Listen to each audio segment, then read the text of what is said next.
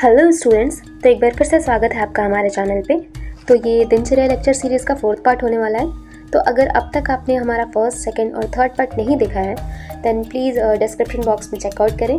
अगर आपको दूसरे सब्जेक्ट्स के भी लेक्चर्स देखने हैं तो हमारे चैनल को विजिट करें और वहाँ पे बहुत सारे सब्जेक्ट्स के वीडियोस अपलोड हो चुके हैं। अगर आपको ये यूज़फुल लग रहा है then please check out other videos also. तो लास्ट वीडियो में हमने प्रतिमर्श नशे तक पढ़ा था, जो कि हम हमेशा साधारण ऋतु में करने का निर्देश करते हैं और जो कि अणु तेल से करना चाहिए। तो ये सब जानने के बाद अब हम आगे बढ़ते हैं व्यायाम टॉपिक पे। तो शरीर आयास जनकम कर्म व्यायाम संगीतम। तो आचार्य सुश्रुत का कहना है कि जिस भी कर्म से शरीर में आयास यानी कि थकावट उत्पन्न होता है उसे व्यायाम कहते हैं। वहीं आचार्य चरक का कहना है शरीर चेष्टा या चेष्टा स्थैर्य अर्थाबल वर्धिनी, यानी कि जो भी चेष्टाएं, जो भी शारीरिक या मानसिक चेष्टाएं होती हैं जो स्थिरता या बल प्रदान करती हैं उसी को हम व्यायाम कहते हैं। इस व्यायाम का अनुशीलन मात्रावत करना चाहिए, यानी कि जितनी एक बॉडी की कैपेसिटी है उससे हाफ कैपेसिटी तक ही करने का बोला गया है, उससे ज़्यादा नहीं करना चाहिए। According to Ayurveda vyayam should be practised as per one's prakriti, vaya, ऋतु, देश, काल एक्सेट्रा। देन अगर हम बात कर रहे हैं एक्सरसाइजेस की, तो यहाँ पे हम मेनली बात करेंगे aerobic exercises and muscle strengthening exercises के बारे में। तो एरोबिक एक्सरसाइजेस उन एक्सरसाइजेस को बोलते हैं जो कि हमारी हार्ट एक्टिविटी है उसको इंक्रीज़ करें, जो हार्ट रेट, ब्रीदिंग रेट, इन सब चीज़ों को इंक्रीज़ करता है। तो कुछ एग्जाम्पल्स हैं रनिंग, साइकिलिंग, स्विमिंग एक्सेट्रा। दूसरे टाइप की बात करें जो कि है मसल स्ट्रेंथनिंग एक्सरसाइज। तो ये वो एक्सरसाइजेज होते हैं जो कि हमारा जो मसल स्ट्रेंथ और जो एंड्योरेंस पावर है उसको इंक्रीज़ करें। तो इसके कुछ एग्जांपल्स होंगे वेट लिफ्टिंग और रेजिस्टेंस ट्रेनिंग। तो हमें हमेशा ध्यान रखना चाहिए कि अगर कोई व्यक्ति व्यायाम कर रहा है तो उसे अपनी प्रकृति, वय, देश, काल इन सब का ध्यान रख के करना चाहिए। नेक्स्ट बात करते हैं व्यायाम एंड त्रिदोषों की, यानी कि व्यायाम का दोषों पे किस तरह से इफेक्ट पड़ता है। तो जो व्यायाम है वो वात को इंक्रीज़ करता है, साथ ही साथ हमारे बॉडी का टेम्परेचर इंक्रीज़ होने की वजह से जो पित्त है वो भी इंक्रीज़ करता है। तो ये हम देखते हैं कि जो व्यायाम है वो वात और पित्त दोनों को ही इफ़ेक्ट कर रहा है, यानी कि दोनों को ही डिस्टर्ब कर रहा है। इस वजह से जो भी कफ दोष से पीड़ित पर्सन होते हैं उनको ही व्यायाम करने का निर्देश किया गया है। नेक्स्ट बात करते हैं व्यायाम during the menstruation in women. तो मेंस्ट्रुएशन एक ऐसा टाइम होता है जबकि वुमेन के बॉडी में जो वात और पित्त दोनों ही डोमिनेंट होता है, यानी कि दोनों ही अपने एग्रीवेटेड फॉर्म में होते हैं। तो उस टाइम पे लाइटर व्यायाम कर सकते हैं या बहुत ज़्यादा व्यायाम करने का निर्देश नहीं किया जाता है। तो जो मॉर्निंग का टाइम होता है जब कफ बढ़ा हुआ होता है उस टाइम पे हमें व्यायाम करने का निर्देश किया गया है। अब बात करते हैं व्यायाम के मात्रा की। तो अकॉर्डिंग टू आचार्य सुश्रुत बलस्य अर्धेन कर्तव्यो व्यायामो हन्त्यो अन्यथा, यानी कि अपने शरीर बल की आधी शक्ति तक ही व्यायाम करना चाहिए। इससे ज़्यादा अगर कोई पर्सन कर रहा है तो वो एक व्यक्ति को मार डालता है। नेक्स्ट देखते हैं अर्धबल व्यायाम के लक्षण, यानी कि कब हमें रुकना है। तो उसके लिए आचार्य ने बताया है स्वेद आगम, यानी कि जब एक पर्सन को स्वेटिंग होने लगे, श्वास वृद्धि, गात्राणाम लाघवम, यानी कि बॉडी में लघुता का एहसास होना, तथा हृदयाद उपरोधश्च, हृदय में उपरोध फील हो, इति व्यायाम लक्षणम। तो ये हमें बलार्ध लक्षण समझने चाहिए। व्यायाम के काल के बारे में बात करते हैं तो शीतकाल और वसंत काल में व्यायाम करने का निर्देश किया गया है। व्यायाम से होने वाले लाभ के बारे में बात करें तो लाघवम कर्म सामर्थ्यम, स्थैर्यम क्लेश सहिष्णुता, दोष क्षयो अग्निवृद्धिश्च व्यायामाद उपजायते, यानी कि व्यायाम करने से शरीर में लघुता आती है, कर्म सामर्थ्य यानी कि किसी भी कार्य को करने के लिए पर्सन समर्थ होता है, क्लेश सहिष्णुता डिफरेंट टाइप के जो भी टेंशन या स्ट्रेस वगैरह लाइफ में आते हैं उसको सहन करने के लिए सामर्थ्य होता है, दोष क्षयो अग्निवृद्धिश्च, जो भी प्रकोपित हुए दोष हैं उनका क्षय होता है, मेनली कफ का क्षय होता है, अग्नि की वृद्धि होती है, इसको हम लोग व्यायाम कहते हैं। शरीर उपचय कांति गात्राणाम सुविभक्ता, यानी कि जो भी व्यायाम करते हैं उससे शरीर का उपचय यानी कि जो एनाबॉलिक जो भी रिएक्शंस हमारे बॉडी में हो रहे हैं वो अच्छी तरह से होते हैं। कांति गात्राणाम सुविभक्ता, यानी कि जैसे आपने देखा होगा कि जो भी लोग एक्सरसाइज वगैरह करते हैं तो उनके मसल वगैरह अच्छे से हमें दिखाई देते हैं, तो वो सारी चीज़ें हमें इसके लाभ होते हैं। अदर इसके लाभ के बारे में बात करें तो व्यायाम करने से शरीर की पुष्टि होती है, कांति प्राप्त होती है, अंगों के पृथकत्व अर्थात सुगठन होता है, अग्नियाँ प्रदीप्त होती हैं, आलस्य का विनाश, शरीर में स्थिरता, लघुता एवं पवित्रता आती है। व्यायाम करने से एजिंग रिड्यूस होती है, तो इसलिए बुढ़ापा भी देर से आता है, लेट होता है। मांस आदि जो धातुएं होती हैं वो स्थिर और दृढ़ होती हैं। अब देखते हैं किन किन लोगों को व्यायाम करने के लिए निषेध कहा गया है। तो जो भी पित्तज व्याधि से पीड़ित होते हैं, रक्त पित्त से पीड़ित, कृश व्यक्ति, शोष रोग से पीड़ित, श्वास, कास, उरा, छत से पीड़ित। तो हमने अभी देखा कि जो व्यायाम होता है वात कफ को इंक्रीज करता है, तो इस वजह से जो भी वात और कफ से पीड़ित रहते हैं व्यक्ति, उनको थोड़ा सा निषेध किया गया है या उनको एक लिमिट में करना चाहिए। बात करते हैं कंसिक्वेंसेस के बारे में कि अगर कोई पर्सन अपनी आधी बल से ज़्यादा या अपनी क्षमता से ज़्यादा अगर करता है व्यायाम तो उसके क्या क्या लक्षण आएंगे। तो श्रम, क्लम, क्षय, तृष्णा, रक्तपित्त, प्रतामक, अति व्यायामात, काशो, ज्वर, छर्दिश्च जायते।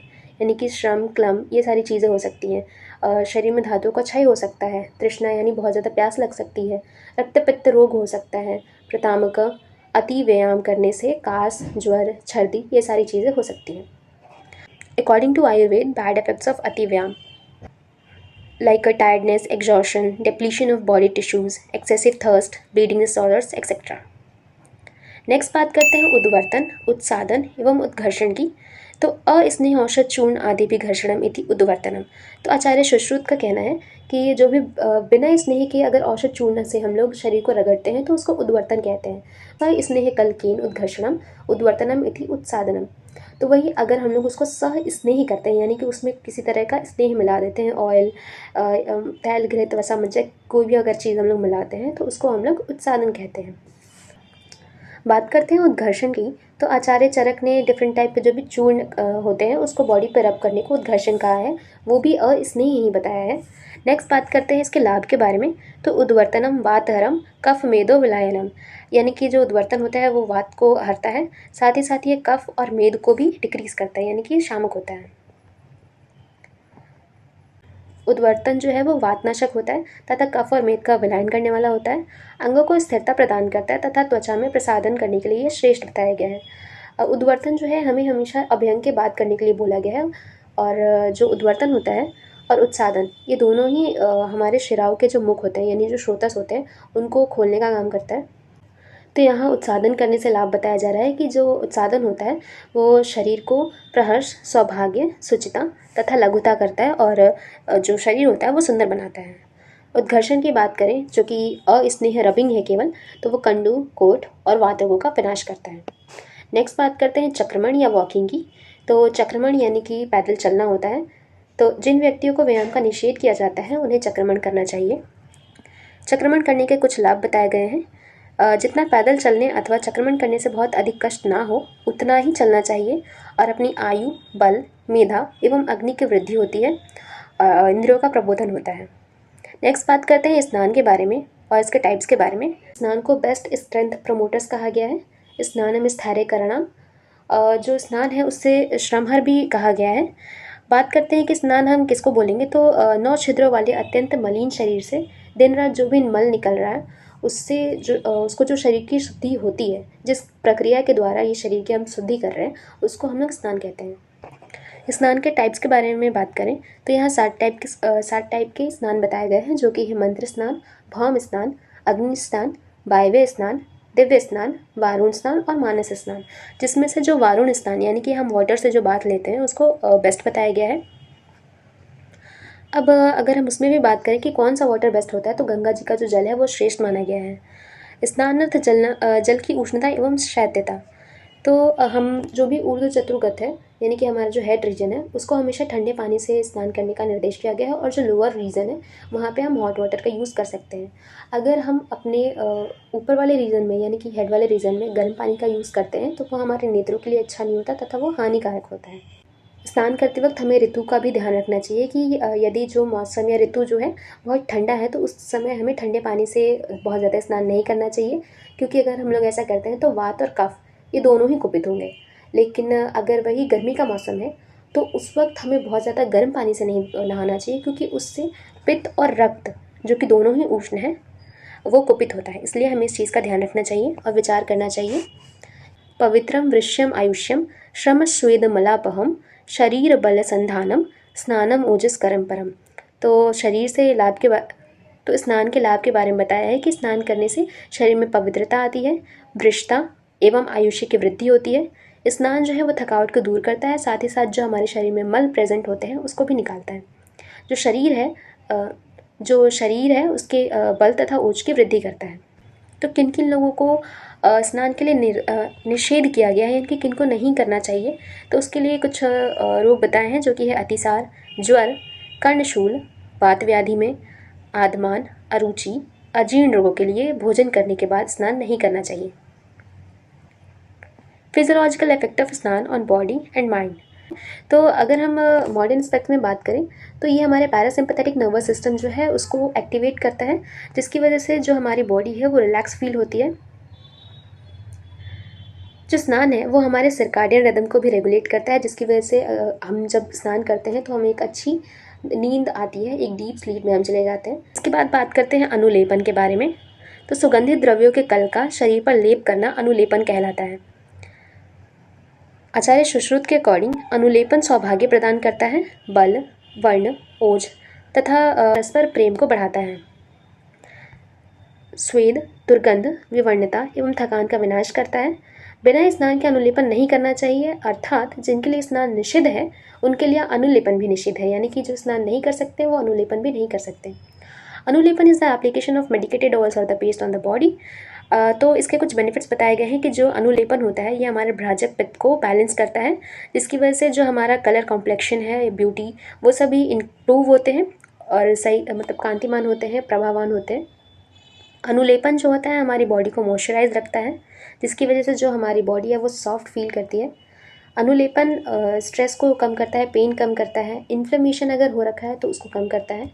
अनुलेपन करने से हमारा जो ब्लड सर्कुलेशन है वो इम्प्रूव होगा और अनुलेपन करने से हमारी बॉडी बहुत ज़्यादा रिलैक्स फील करती है। It also helps to remove the toxins from the body which can improve overall health and wellbeing. तो यहाँ पे कुछ मेरिट्स एंड डिमेरिट्स बताए गए हैं, जो आजकल के हम लोग बहुत सारे face creams, powders, lipstick, balms, ये सारी जो चीज़ें यूज़ करते हैं उनके।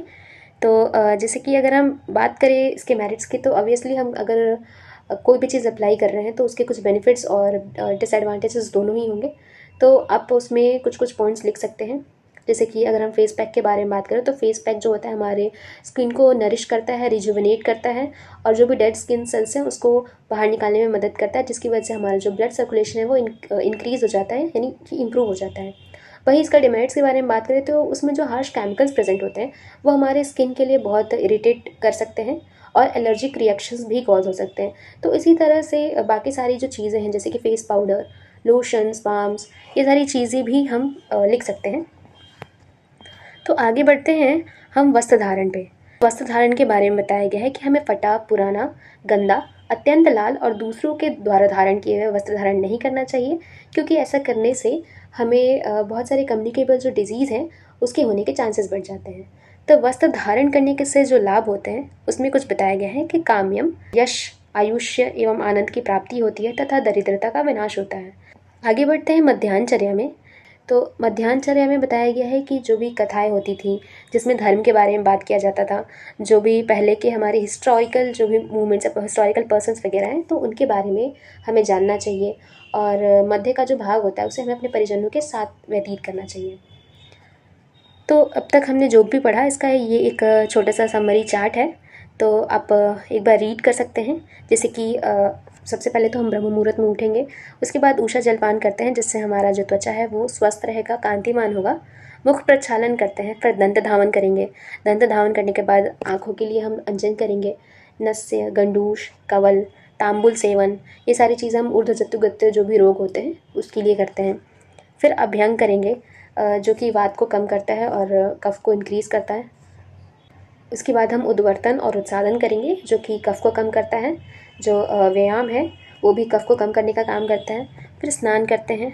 स्नान करने से पहले हम अनुलेपन करते हैं। फिर वस्त्र एवं रत्न धारण के बारे में बताया गया है। यहाँ पे 3 और पॉइंट्स हैं जो कि ये पादत्र धारण, छत्र धारण, उष्णीच धारण। पादत्र धारण करने से जो पैरों की कोमलता है वो बनी रहती है तथा जो हमारे पैर है वो सुंदर रहते हैं। छत्र धारण करने से यानी कि छात्र धारण करने से जो धूल और धूप है उससे त्वचा की प्रोटेक्शन होती है। और उष्णीश यानी कि जो टर्बन्स या पगड़ी होती है उसको अगर हम धारण करते हैं तो उससे हमारे जो बाल और जो साथ में कपाल वगैरह है तो उसकी प्रोटेक्शन होती है और बाल मजबूत रहते हैं। तो यहाँ तक था आपका ये दिनचर्या का लेक्चर। ये जो चैप्टर होता है वो ख़त्म होता है। आई होप कि आपको ये लेक्चर समझ में आया होगा। अगर आपको कहीं भी किसी तरह का डाउट है then feel free to ask in the comment section. तो अगर आपको ये लेक्चर पसंद आया हो then please do like, comment and share this video and don't forget to subscribe my channel. Thank you.